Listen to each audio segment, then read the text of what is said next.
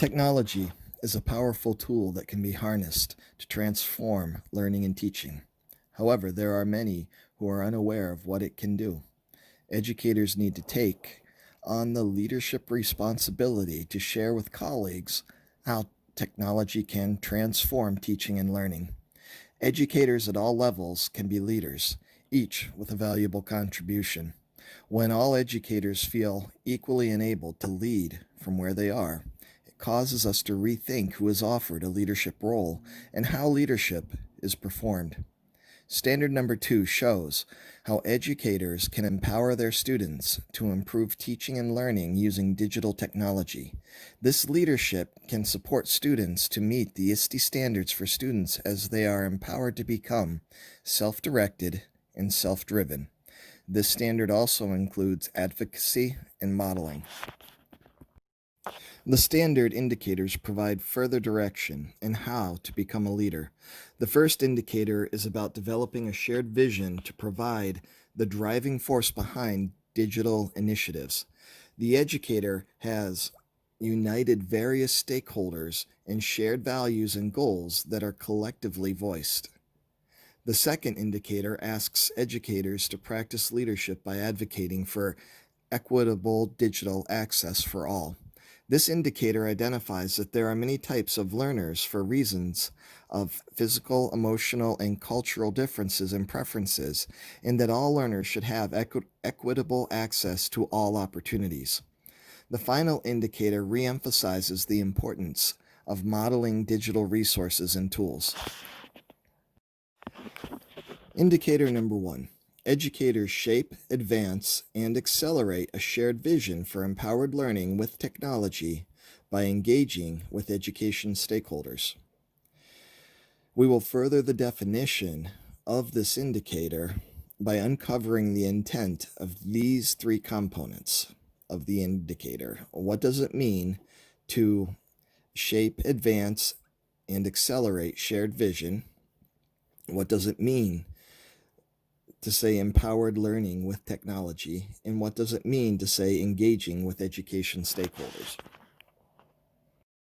Diving deeper into the first part of this indicator, to shape, advance, and accelerate a shared vision. What can educators do and what efforts can we put forth that influence change and decision making? These may include participating on committees, leading by example, mentoring or collaborating with colleagues to improve practice using technology, advocating for technology use with parents and guardians, administrators and other educators, and voicing thoughts on education technology policy to national, state, district, school, or city leaders. Diving deeper into the second part of this indicator, what is empowered learning with technology? It's learning in which students are self-aware about their own learning preferences and needs and have significant voice and choice in setting learning goals. Empowered students leverage technology to determine how they will learn, demonstrate competency in meeting their goals, and reflect on their learning process and outcomes. Diving deeper into the third part of this indicator, engaging with education stakeholders. Who are the education stakeholders? At the local level, they might include district and school level administrators, educators, parents or guardians, community members, school board members, state or government members, employers, higher education faculty and staff, and of course, the students themselves. You might connect with external stakeholders by presenting at a national or international conference, engaging in virtual PLNs and thought leaders, and expressing constituent opinions on education technology policy to your government officials. Something to think about. What if my school has an existing shared vision for empowered learning with technology?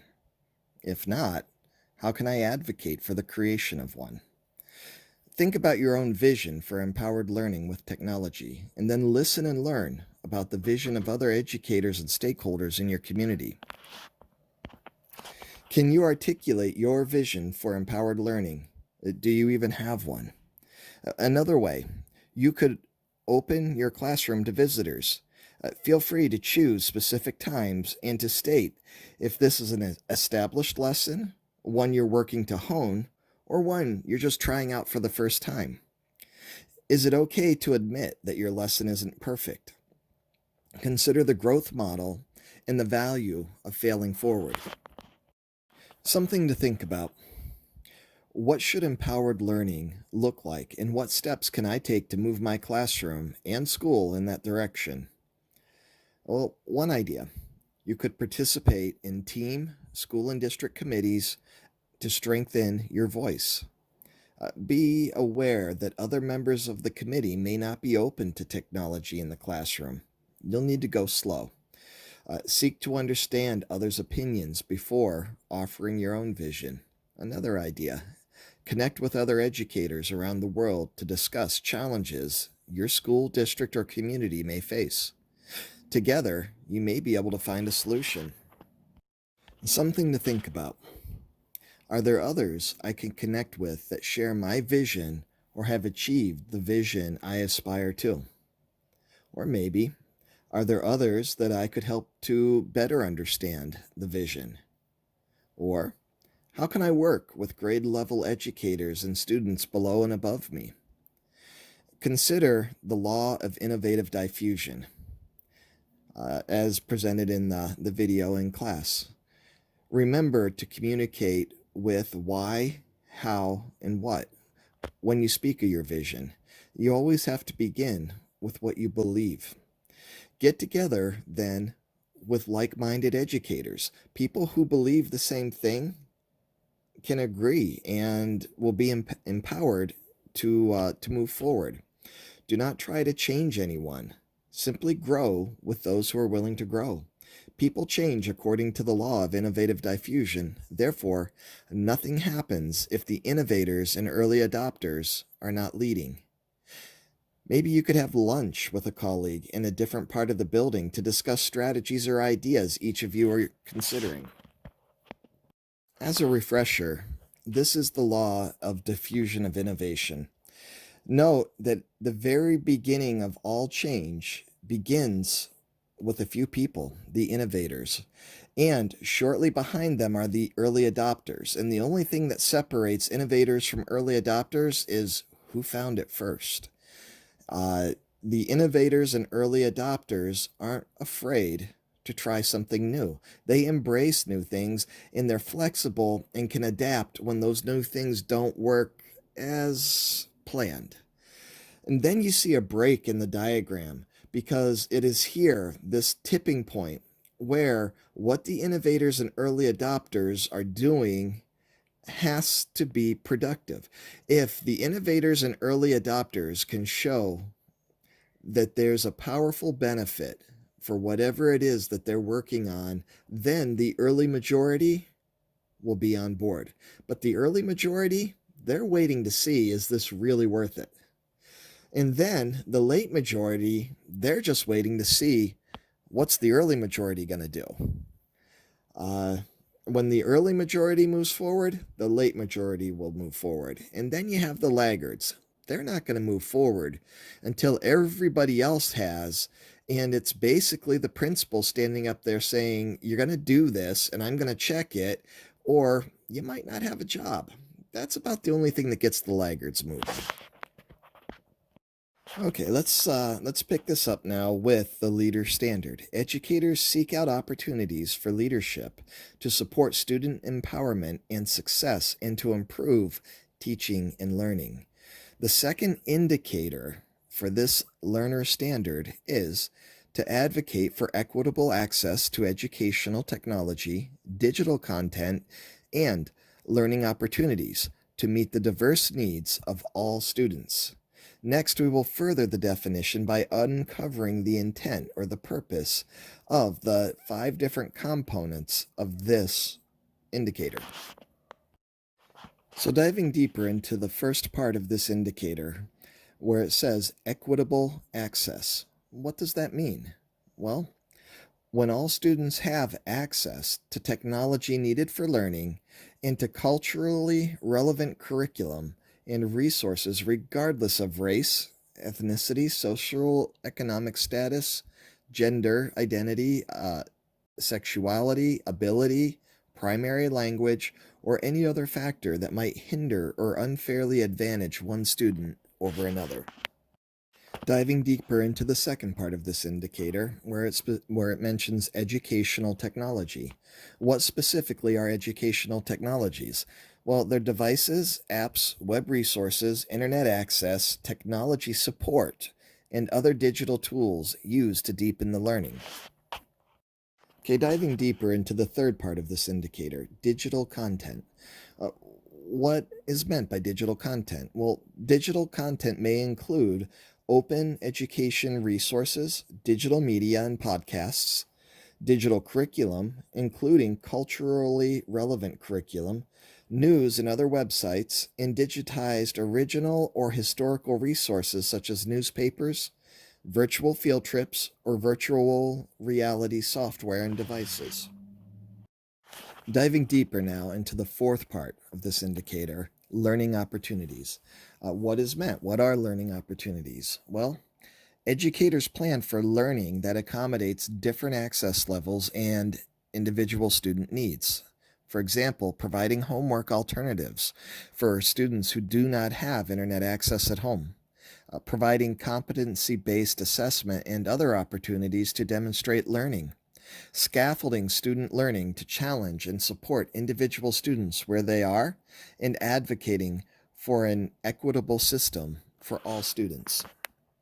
And finally, diving deeper into the fifth and final part of this indicator, diverse needs.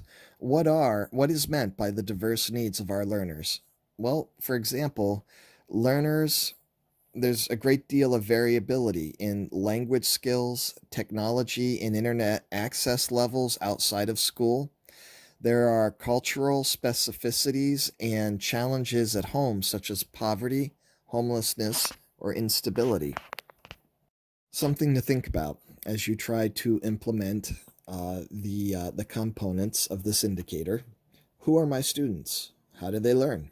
What challenges are they facing? What do they need to thrive as learners?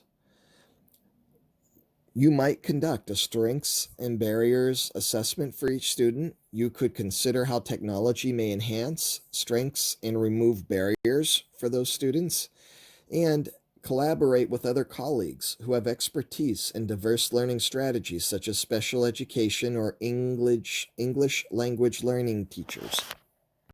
There's something else to think about when implementing this indicator. Do my students have equitable access to the technology and the learning provided by the technology? And how can I assess a new tool or strategy to ensure all learners can participate in the learning experience? Now, inside of this, there are guidelines for web accessibility. And these guidelines spell out what makes a tool, a website, an item accessible. And if if we want to explore more about that, that's something that we can search and take a look at those guidelines. So, to answer these questions, what are some ways that you could do this? Well, start a conversation with administrators and the technology department about equitable access. Learn together from those conversations. Engage families in conversations about their children's needs and consider the home language when you're communicating with them. They don't speak teacherese. When considering a new digital learning tool, make sure it meets the web accessibility requirements so that it's easy to navigate. It's something that has an intuitive level to it in its design.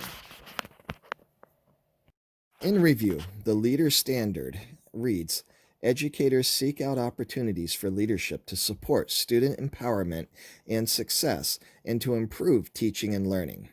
The third and final indicator for the Leader Standard is model for colleagues the identification, exploration, evaluation, curation, and adoption of a new digital resource or resources and tools for learning.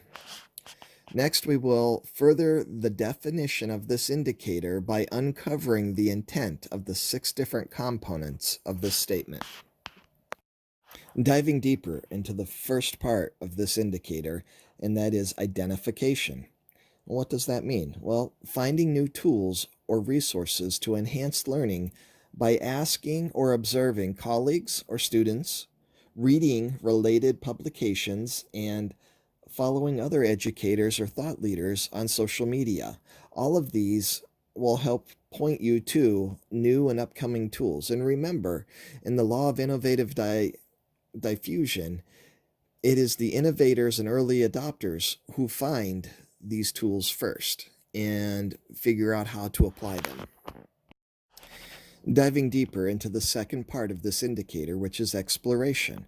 Well, what does it mean to explore? Well, it is experimenting with new tools and resources for learning and being open to calculated risk taking and productivity failure for continuous learning. You're going to try tools, and some of them are going to work splendidly, and some of them are going to not. They're just going to not work. You have to be open to that, and it's a calculated risk that you take, and it may fail. But guess what? Failing's okay if you're failing forward. Diving deeper into the third part of this indicator, which is evaluation. So it's not enough to just pick out a new tool and try it. You really have to analyze and reflect on the value of the new tool or resource for learning and possible improvements for the next time it is used. And this might mean taking notes, attaching notes to part of the lesson, something along those lines, so that while the experience is fresh in your mind, you're constantly thinking about, has this accomplished what I was looking for, and how can I make it better? And diving deeper now into the fourth part of this indicator, which is curation. Curation means thoughtfully organizing resources in a way that is useful and meaningful. You don't want to just go out there and grab the latest tool just because it's the latest tool, just because it's what everyone's talking about. Looking carefully at your curriculum, the style of teaching that you have, what you're trying to build, and covering multiple types of learners, and thoughtfully organizing these resources in a way that is useful and meaningful to their learning. And diving deeper now into the fifth part of this indicator, which is adoption. And this adoption means incorporating selected new resources and strategies into regular practice. Now, previous to this was curation, where you really took a look at the big picture in organizing how a lesson was going to be taught and which tools really do fit in. And adoption really talks about being selective. It's okay to say no to certain tools. It's okay to say, well, other places, other teachers can do this thing, but I'm going to be doing these things. In other words, you don't have to do everything all the time. And diving deeper into the sixth and final part of this indicator, which is new digital resources and tools for learning. And that just defines, or can be defined as, open educational resources, apps, websites, other software, hardware tools and devices, networked devices, and internet things, emerging pedagogies around digital tools and resources that you picked up from thought leaders or social media that's focused on teaching and learning. There will always be a host of new digital resources and tools out there. So these are all places you can look for them, but the real key is carefully selecting what fits your learning model and being okay with saying no to other things. Some things to think about when implementing the indicator for this particular standard. And remember, we're on the third indicator now. What criteria do I use to evaluate digital tools that I currently use in my classroom or that I would consider using in the future? When reviewing a new tool or resource, deliberately ask yourself, how will it empower my students to learn? If if it doesn't meet that foundational criteria, you need to choose another tool. Find out what apps students are using. Encourage them to teach their favorite tools in creative ways, such as developing tutorials or to be used tutorials that could be used by other students and educators. So, at the making of this video, a popular app right now is called TikTok, and students can use TikTok to create a video and submit it digitally through your LMS. That would be one example of evaluating tools and empowering students to use the tools they already have or are using. Something to think about, or another something to think about in implementing this indicator for this strategy. What do I know about these tools and their use that I can share with others?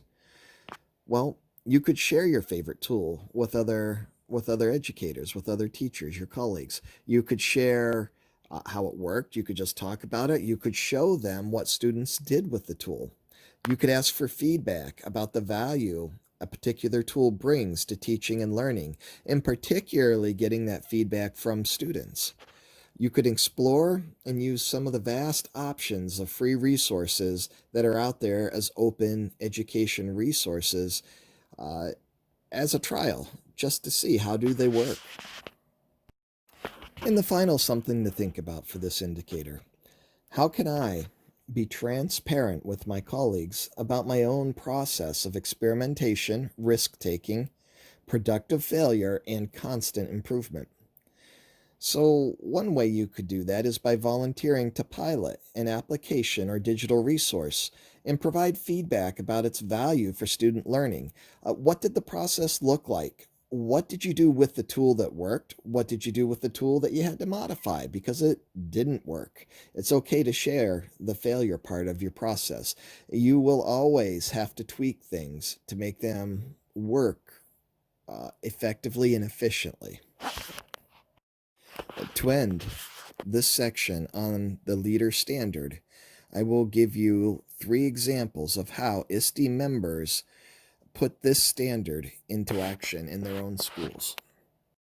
Renee from New Jersey submitted that we scheduled and held a variety of parent workshops and community open houses. This allowed us to educate parents and showcase what we were doing in the community. Parents attended with their children, and teacher leaders would share what was taking place in the classroom, highlighting the devices, digital tools, and apps in use.